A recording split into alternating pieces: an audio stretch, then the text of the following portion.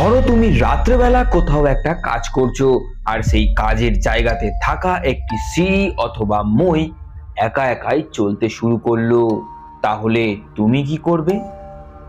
আজকে আমি তোমাদেরকে হাওড়ার উলুবেড়িয়ার মধ্যে ঘটা একটি এমনই ভৌতিক ঘটনা দেখাতে চলেছি, যেখানে একজন রাজমিস্ত্রির কর্মচারী রাত্রেবেলা একটি বিল্ডিং এর মধ্যে কাজ করছিল। ঠিক তখনই সে দেখতে পায় সেইখানে থাকা একটি মই অথবা সিঁড়ি নিজে থেকেই চলতে শুরু করেছে। আর তারপর সে সেই জিনিসটাকে ক্যামেরায় ধারণ করে। আর তারপর যা হলো তোমরা ভিডিওর মধ্যেই দেখে নাও।